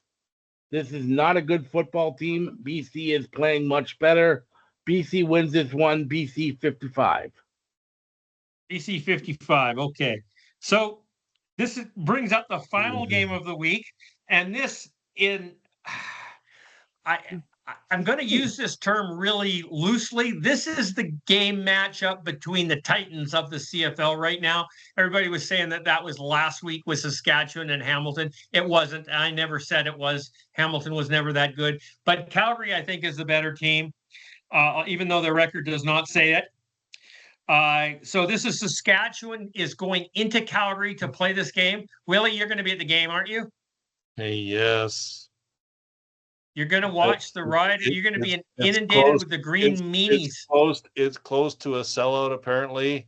And I guarantee you 30% of it's going to be green. 60% of the crowd's going to be green. Oh, God. Okay. So, see, here's some demographics for you, Mike, just so that you know what's happening. Alberta is the prosperous province in Canada. It's where all the jobs is. It's where the money is. It's where everything is. So you've got these poor-ass dirt farmers in Saskatchewan that aren't making any money, and they all go to Alberta to work. So that when Saskatchewan comes to play in Calgary, they all go to the football game to watch their team play. So the Saskatchewan Rough Rider fans actually outnumber the Calgary Stampeder fans in their own stadium. And Mike, it's also Saskatchewan's only 8 hours away from Calgary, and it's on a Saturday, so a lot of these yahoos will drive from Saskatchewan to Calgary. Okay. Well, so actually, Saskatchewan's closer than that, but Regina is about 8 hours, right? Yeah, no, they're both the same, Mike. They're both the same. It's my impression that Saskatchewan, no matter where they play, they have a good following across the league. Absolutely. Because there's fuck all else to do in that province. Okay. Like people don't stay there. They move out of Saskatchewan. Yeah, they do. So anyways, Christopher, they spread they're like a virus. They go everywhere. Okay, but they continue to wear their New York Jets uniforms. Yes. So the question, Mike, is always, is if a couple in Saskatchewan get divorced, are they still cousins? Okay. It's kind of like the Ozarks, Mike. Okay. Oh, yeah, very much so. Yeah. Yeah. And you'll learn if you pay attention to the rivalry between Saskatchewan and Winnipeg through the Labor Day Classic and into the Banjo Bowl, you will see a lot of abuse from Bomber fans and Rider fans going back and forth. I mean, you'll get pictures for Labor Day, you'll get pictures of Winnipeg fans going across the border into Saskatchewan, and they'll post a picture of them all taking a leak on the Welcome to Saskatchewan sign. Yep. And a week later, the Riders will be doing it going backwards. It's a very, very good good-hearted rivalry that gets abusive. Sometimes it's not so good-hearted. Well, alcohol is always a factor. Yep. Well, Okay. I think that's good for the league to have that type of rivalry. It's amazing for the league. We love it. Okay. Yeah, we just don't want any part of it. So why doesn't TSN promote that? They do. They're not very well. TSN's the one that came up with the Banjo Bowl idea. Okay. Well, actually, that was Troy Westwood, but that was Troy Westwood. It came off of that, though. That's where they came up with it. Yeah. Because of the tweet he made. Anyways, we need to pick Calgary 50, buddy. No, we're not there yet. You got to wait we for are. me. Oh, okay. You got to wait for me. Okay. The writers at CFL.ca has Jamie Nye, Matthew Cause, and Christina Constable take the Riders. Pat Steinberg and Vicky Hall have taken the Stampeders. Vicky Hall also took Montreal and the Red Black. So I don't know. I'm not going on her picks here. Okay. FanDuel has Saskatchewan at 1.5 favorites with an over-under of 50.5. CFL Pick'em has Saskatchewan at 65, Calgary at 35, which means nothing. It just means there's more Saskatchewan fans than Calgary fans. Sparky Calculator has Saskatchewan at 40. Sparky took Saskatchewan. Now, he's a Calgary Stampeder fan. He lives in Calgary. He took Saskatchewan. I think we should just kick Sparky out of the group. Okay. No, we need Sparky. We love him. Okay. He does a lot of work for us. I love him like a little dog. Okay. Rick. Oh, I got to go back over here now. Rick has Calgary at 58. Okay. CJ is going to take the Calgary Stampeders. I think this is going to be a really close game. I think either team can win it. It's going to be a coin flip, might be to the team that has the ball at the end of the game. It's going to win this game. It's going to be close straight across the board, as long as there's no injuries to major players. The difference between, I just can't pick Saskatchewan. I fucking hate them. So I'm going to take the Calgary Stampeders, and I'm going to go with 54 points. Vernon Adams to me is always I'm going to always have a soft spot for Vernon Adams. He did an amazing job with BC. I was sad to see him go. I'm happy that we got Nathan Rourke instead, but I will take Vernon Adams over Trevor Harris any day of the week. So I'm taking Calgary at 54. Will, this is your game. What do you want to do here? Calgary 50. Calgary 50. Okay, there you go. Charles, who do you want in this one? This one's going to be a close one, but honestly, I'm starting to think that some overconfidence is creeping in to Saskatchewan. I'm basing that partly on the comments of Corey Mace last week. I just think it wasn't Corey Mace. Wasn't it? No, it was one of the receivers. Oh, I thought it was Corey Mace. It was a clickbait headline. Oh, okay. My mistake. Oh, well, whoever said it, it's starting to show overconfidence. Saskatchewan, I don't know what it is. Every year they seem to have a game where they just have a clunker. I think it's going to be it this week. I'm going to also take Calgary in this one. I'll take Calgary 60 points. I think it could be high scoring. I'll take Calgary 60 points. 6-0, right? Yeah, yes. You got a 60 burger here. Okay. Yes. Mike, this is the last one, buddy. I'm going to be honest. My heart is with Calgary. As Will told me at the week number 2, Will said, Mike, you need to pick another team to at least follow the league this year. And so I've kind of adopted Calgary as my team, and I'm going to be rooting for them to beat Saskatchewan. However, I'm looking strictly at analytics. I think it's going to be Saskatchewan. It's going to be a low-scoring game, and it's 44 points. So you're picking the Riders at 44. Yep. Okay. Great. I have this all written down here. And I hope I'm wrong. I hope I'm wrong. Yeah. It's one of those things that happens. Okay, now I got to go back over here. Charles has an agenda. Calgary, Saskatchewan, Montreal signed Shea Patterson amid rash of quarterback injuries. We've already talked about this. I was gonna say a lot of this stuff we've already talked about. So yeah, and that's good. We're running over 2 hours now or close to it, so we can shut the show down anytime. But we'll run through these really quickly. Right. Shea Patterson, who was a pretty good kid that was playing for the Riders, and I was really shocked when the Riders let him go to bring in Jake Mayer from Calgary. I thought that was a real fucking head scratcher. That was stupid.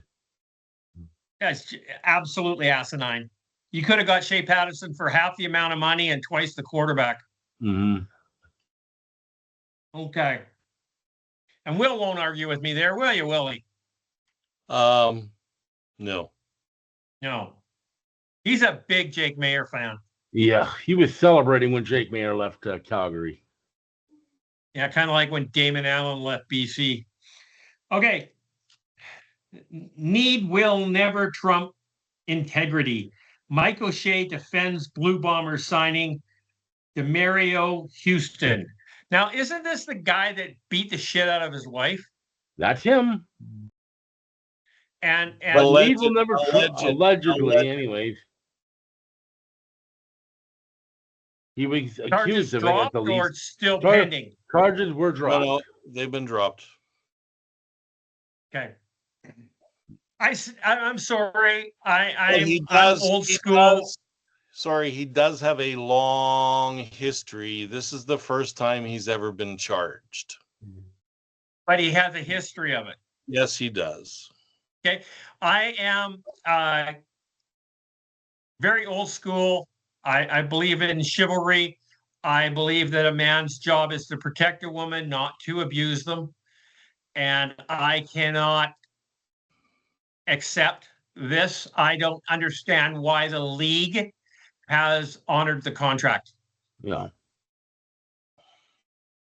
Every contract in the CFL is a 3-party contract between the player, the team, and the league. So the league has to sign off on every single contract that is made. And they have in the past refused to sign the contracts with certain players out there like Johnny Manziel and a couple others. I saw the interview that he did after he went to Winnipeg, and in the interview he said he was shocked that Calgary did drop him after that. So I don't know why you would be shocked. I believe that people should be given second chances for some things. Yes. And I don't believe that's something you should be given a second chance for. Just my opinion.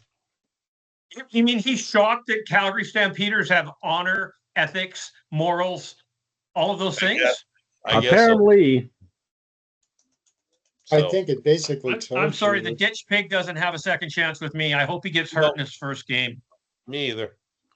I think it tells you how bad the culture is getting in Winnipeg if they sign this guy. It's not good for the league. It's not good for Winnipeg. It's going to ruin the culture of the team. So it's not good. Yeah, well, but once again, it comes back to he was an amazing player. He is a good player. He's a great defensive player. He played okay in Calgary last year, but Calgary's team wasn't that great last year. I just think there's some things you can't say, if there's any indication, I'm going to say no every time. I personally not enough evidence to take him to court. I'm okay with that. I'm not a proponent of innocent until proven guilty. Okay? There are some things where there's no way in hell that he's innocent. Is he guilty? I don't know, but he's not innocent. So I'm sorry, I can't do this at all. He's done in my ball game. Where did Charles go? Do you still have a Charles up there? Because he's not here. A CC. He's not here. Charlie went why? He's not here. Where did you go, Chuck? Okay, so this is DeMario Houston is done. hang on. Whoa, what is this? We sent a whole league a message. Corey Mace's defense trounces Scott Milanovic offense in a Rider win. Okay, this is the article that Charles was talking about. Yeah. That they're being a little arrogant. And it wasn't Corey Mace that said this. It was I'm looking for the name here. Brendan McGuire wrote the article. Brendan McGuire wrote the article. And it's bulletin board material. Calgary is going to look at it and use it as fuel to get them revved up. Yep. It was 100%. stupid. You don't say shit like this. Well, and one of the things I'm going to tell you that apparently Calgary doesn't need bulletin board material this year. So they've had a chip on their shoulder since the beginning of the year because they were so bad last year. And nobody expects Calgary to be where they're at right now. Nobody. No. So I do not. No. Yeah, but Calgary has been playing this well since the very first preseason game. Yes, they have, but they were horrible last year, Mike. Mm-hmm. They were absolutely horrible. They last place team. They were the Edmonton Eskimos of the Edmonton Elks of the CFL last year. And the other thing too is in the offseason they had a lot of turnover. And for teams that have a lot of turnover, a lot of times it takes them longer to gel. Yep. What is there? 21 people on defense, and they lost 18 of them or something? They lost 24 players off their team from last year. Plus a plethora of coaches. Yes, plus guys that had been there for 20 plus years. Mm-hmm.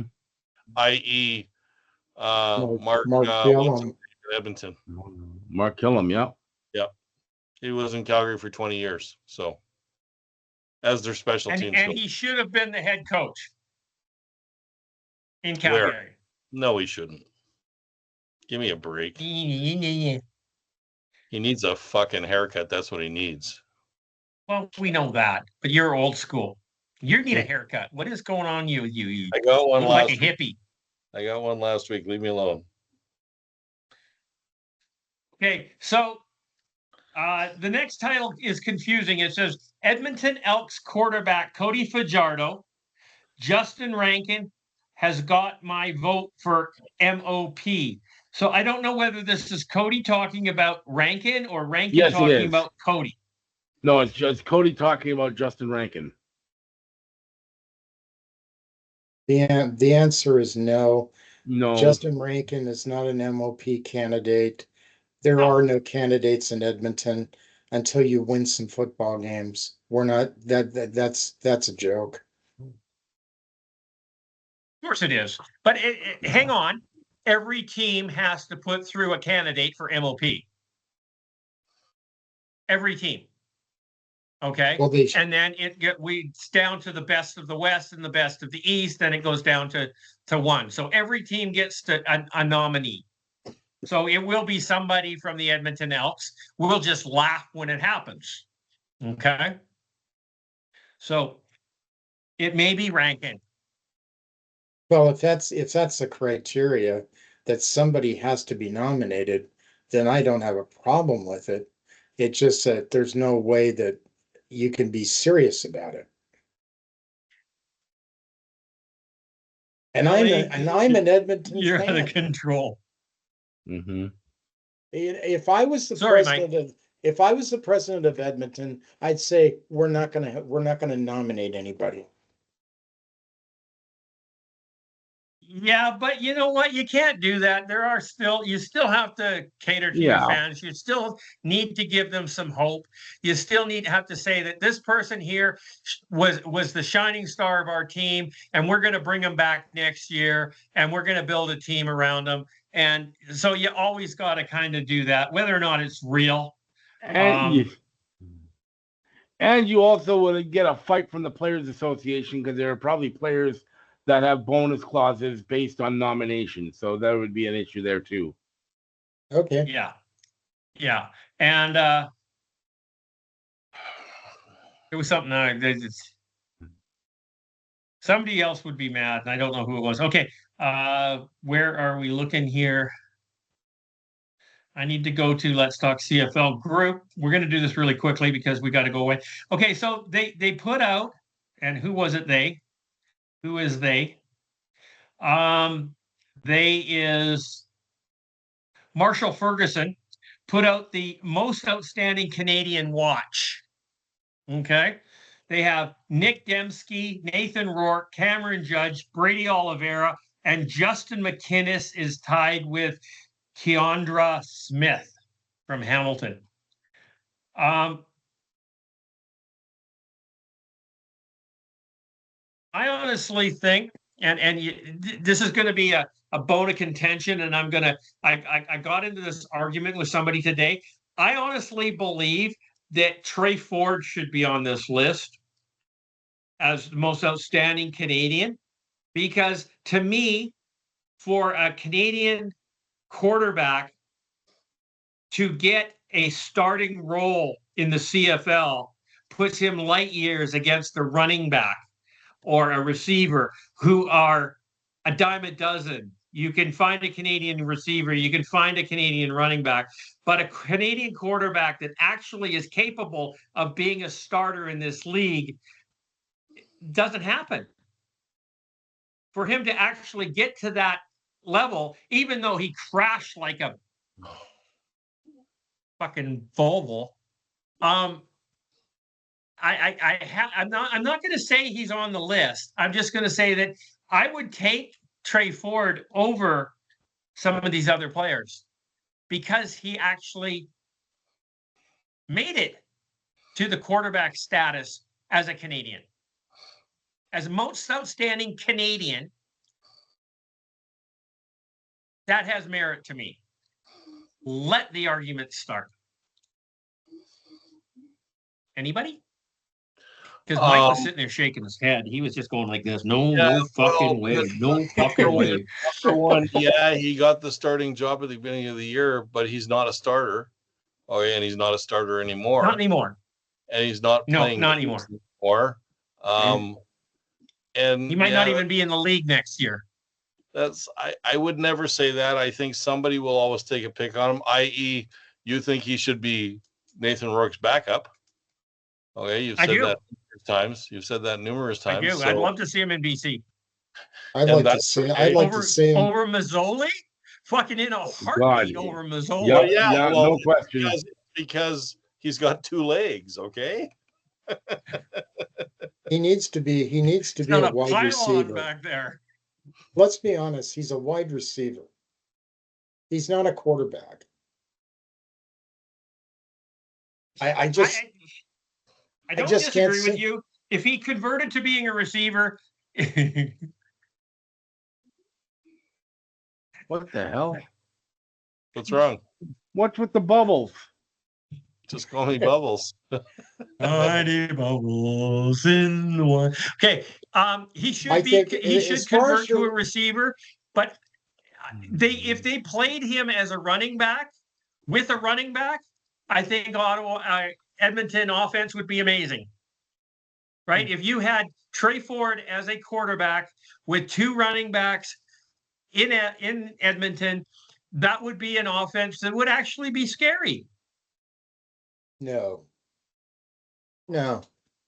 You got to still be able to make quarterback decisions from the way the defense plays the game. I just don't see it. Have you seen Trey Ford when he's rolling out and scrambling for his life and the linebackers are charging him to keep containment, and then they've left the screenshot wide open, drops it over the middle to the slot back, and boom, you got a first down. You can't play the whole season that way.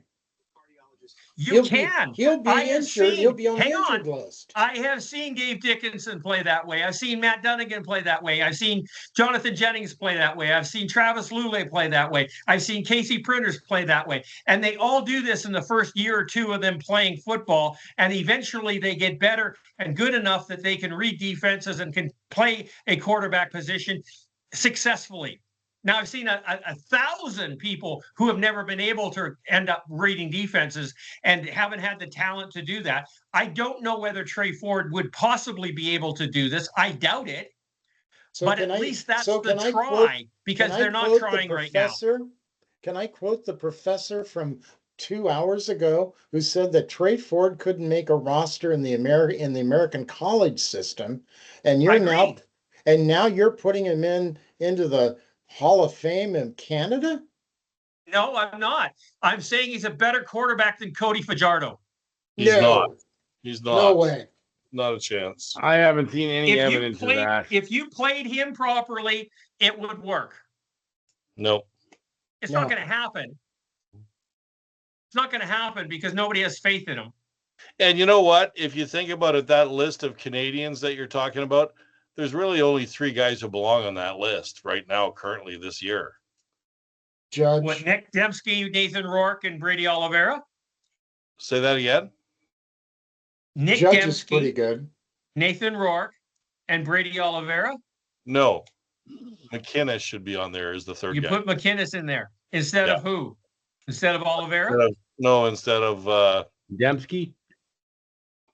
Yeah. Rourke? No, instead of Dembski. Dembski. Instead of Dembski. He's got better numbers than Dembski does. What's that? I believe McInnes has better numbers than Dembski does. He does. I don't believe that's true. He does not. He's actually below Dembski. He's got more catches, less yards, and less touchdowns. He's one position behind Dembski. Keon Hatcher is the leading receiver in the league. You're right, actually. I was looking at it because I was trying to make that argument, and I couldn't. I couldn't say that he's not the best Canadian receiver, but he is. No, I think the best Canadian receiver is Lewis, if they would throw him the ball. Is who? Lewis in Ottawa. Eugene Lewis. Is he even Canadian? Not Canadian. He's not Canadian. He's not Canadian. I didn't think so. I thought he was Canadian. No, Gino Lewis is not a Canadian. Not even close. I'm surprised they let him in the fucking country. Christopher, stop it. He's an arrogant ass. I don't like him. Yes, he is. You know what? Here's something I was going to say. Maybe if there was no Canadian ratio, we wouldn't have to have most valuable Canadian. Just saying. It's ridiculous that we do. This is the tallest midget award. Correct. Totally and completely agree with you on that. It just this award should go away. There's no reason for it. It's just like, okay, like seriously, why? Nathan Rourke right now holds 4 of the top 5 positions for most yards in a single game by a Canadian quarterback. And his best game is 488 yards. It doesn't even come close to Matt Dunnigan at 713. Just put it in perspective. Who's the last Canadian to have those awards? Well, I don't even know the guy's name. I don't even know who it is. It's not Russ Jackson. I don't know who it was. I don't know who the last decent Canadian quarterback was. Russ Jackson. Yes, I know that. He was the last one, but the other one that's got the award, he's got 5th place, right? Nathan Rourke's got 1, 2, 3, 4, and this guy's got 5th place. I've never heard of him before. I don't even think he was a regular quarterback. I think he was just a guy that ended up starting a game and just happened to have a good game. Wasn't Jerry DiTilio Canadian? I think that, yeah. He had some good games. He did. Not 400-yard games. No. Greg Bob never played. I'm going to have problems putting this show up on YouTube because it's going to be too long. I don't know what I'm going to do if it doesn't fly. So we're going to call it a night, okay? Sounds good, buddy. So this has been Let's Talk CFL podcast episode number 618. I've been your host, Christopher Jones. We got to talk to football. We have Mike on the show now. And we had fun. I had fun. I hope you guys all did. Mhm. Those look like big boobs behind you, Will. Say goodnight, William. Good night, everybody. Make sure you watch football this weekend. Make sure you watch the Stamps Saskatchewan game. And if you're a Green Rider fan, don't come near me at the game. You won't like me if you come near me. Trust me. It's a true story. I've been to him. I've been to a game with him. Okay. Charles, say goodnight. Good night, folks. Hey, there's good news. Tomorrow is the last Thursday game of the season. Yay! Thankfully, God, we're just going back to the Yay! weekend because I Hate despise Thursday games games. on Thursday nights. So I'm happy about that. But hey, football this weekend and some interesting games. Enjoy it. We'll talk to you next week. And Mike, thank you for coming on the show. You get to sign off now, my friend. Say goodnight. Good night and go Elk Nation. Really?